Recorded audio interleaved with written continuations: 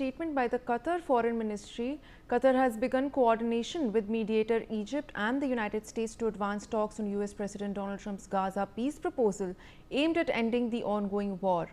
The spokesperson added that Doha also backs Trump's call for an immediate ceasefire. Qatar further added that coordination with its mediation partners, the Arab Republic of Egypt, in coordination with the United States of America, is underway. Well, Foreign Affairs expert Shruti Dasgupta is with us. Ma'am, now of course this is a very positive step, but we're also at a very crucial stage as well. Now it is very important to see how things move forward from here. As we see Qatar and Egypt also, these neighboring nations enter this negotiation period, how do you see the Middle East reacting to this development, and where do we go from here when it comes to bringing some sort of peace to the Middle East as well? Well, the Middle East, as you've just stated, is a very disturbed area, and Hamas is just part of their problem. But of course, the war with Hamas is a very long one. Coming October 7th, it would have completed 2 full years, and they would like to see an end to it, because this particular cause has agitated not just people in the Middle East, it has agitated a lot of supporters across the world. It has become a global point of contention. It has also blocked a lot of trade that happens across from,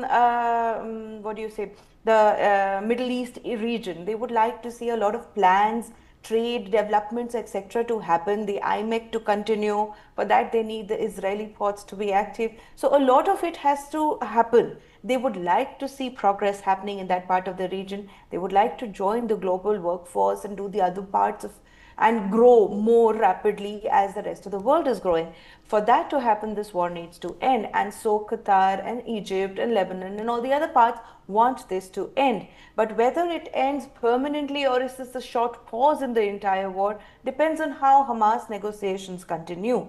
So while we are taking this point as a good starting point, as Yogesh ji just correctly pointed out, that it is a good starting point, but it cannot end with just the exchange of hostages and we dust our hands and say, okay, we are done, the hostages are back, and now we can continue the life as normal as before it's October 7th. There are many other intricacies that need to be addressed. There are a lot of global stress points that are happening. Another war is waging already in Europe that has already crossed the 3,000 days mark. So it's going to be a bigger conversation that the Middle East wants. They have problems with Syria and its rogue factions.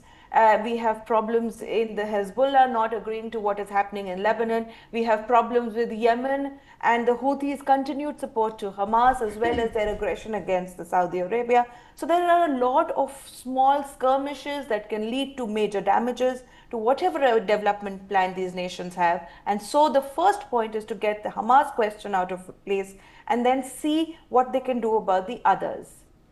Well, absolutely, ma'am. Now, Ambassador Yogesh Gupta, who is also with us, sir, of course, Shruti Dasgupta correctly pointed out that, this is not just one stress point. There are many parallel developments happening and happening all around Gaza as well. We have the Russia-Ukraine conflict.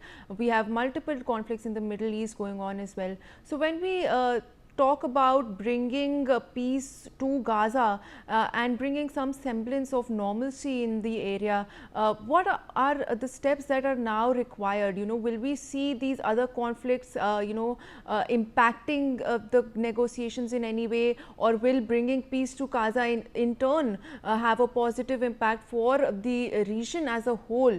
So what will we need now to not just have the hostages released, but to move towards a ceasefire as well?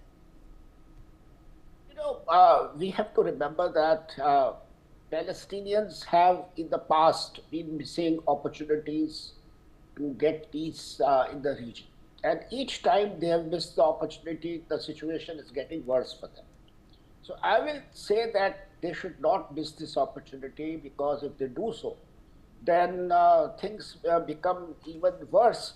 Things may decline, may become even worse for them.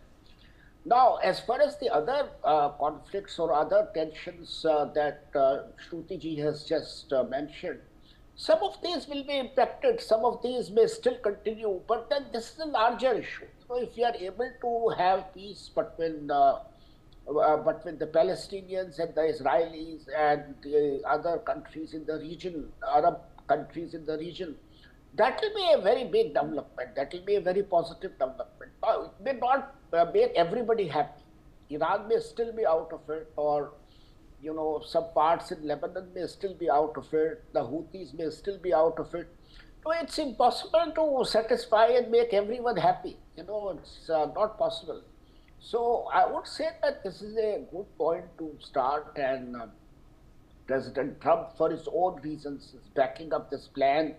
I think the Israelis are also tired. They also want peace. The Palestinians desperately want peace. So I would say that both sides should work on this plan and try to discuss the remaining differences between them.